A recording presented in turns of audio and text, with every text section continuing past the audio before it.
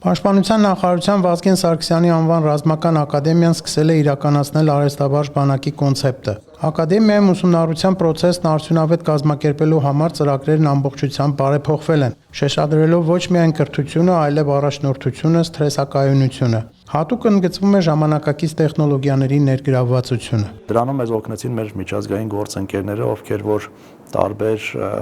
գիտաժողովների եւ ուսումնասիրությունների արդյունքում մեզ հնարավորություն ընձեռեցին, որպեսզի մենք ժամանակակից այդ առարկաները եւ դասընթացները վերցնենք, բերենք մեզ մոտ եւ մեր իրականությանը համապատասխան տեղայնացնենք եւ ներդնենք մեր ուսումնական ծրագրերում։ Մենք փոխեցինք նաեւ դասավանդման մեթոդաբանությունը,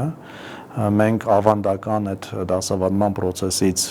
ձերբազատվեցինք։ Այժմ մենք որդեգրել ենք ուսանողակենտրոն ուսուցման մեթոդը, որտեղ որ գլխավոր դերակատարը հենց կուրսանտն է։ Ժամանակակից տեխնոլոգիաներն օգտագործելու նպատակով ուսումնական հաստատությունում ստեղծվել է հարթակ, որի միջոցով դասախոսներն ու կուրսանտներն ավելի լավ են պատրաստվում դասերին։ Խոսելով սթրեսակայունության բաղադրիչի մասին, Մանգասարյանն ընդգծեց, որ բացի համարժեք գիտելիքներից, հրամանատարը պետք է ծանր իրավիճակներում կարողանա չտրվել զգացմունքներին, կայացնի ռացիոնալ որոշումներ։ Դաշտային ելքերի ժամանակ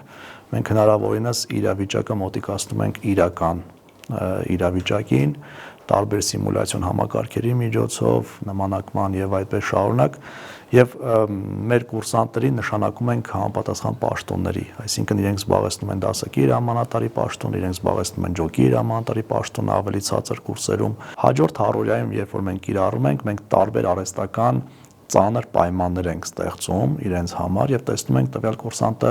ոնց է դուրս գալիս այդ իրավիճակից։ Զինվորական մասնագիտության նկատմամբ գրավչությունը միանշանակ տարեստարի ավելանում է, ինչն արտացոլվում է յուրաքանչյուր տարվա ընդունելության արդյունքներում։ Նկատելի է դիմորդների թվաքանակի աճ։ Մանգասարյանը հավաստիացրեց, որ ամբողջ բարեփոխումների դրական ազդեցությունը զինված ուժերի ստորաբաժանումների վրա ավելի քան ակնհայտ է։ Մեր աղջիկ կուրսանտների թվաքանակը տարեստարի ավելանում է։ Եվ մենք տեսնում ենք, որ աղջիկների մոտ հենց նույն հետաքրքրությունը զինվորական գործի նկատմամբ ավելանում է եւ կարող եմ ասել, որ իրենց ներդրումը հենց ամբողջ այս process-ում շատ կարևորում է, որովհետեւ ավելի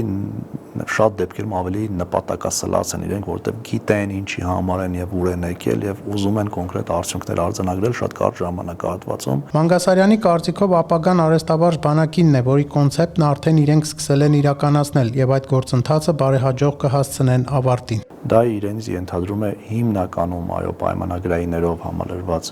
ստորաբաժանումներ, գրագետ, սպայական կազմ, ովքեր որ ունակ են ղեկավարելու ստորաբաժանումները եւ իրականացնելու իրենց առջեւ դրված խնդիրները, նորագույն ռազմական տեխնիկայով եւ սպառազինությամբ համալրված ստորաբաժանումներ եւ իհարկե նորագույն տեխնոլոգիաների ներդրումով նաև կառավարման համակարգի արդիականացմամբ ստորաբաժանումներ։ Այսինքն 21-րդ դարին համահունչ զինված ուժեր, ովքեր որ այս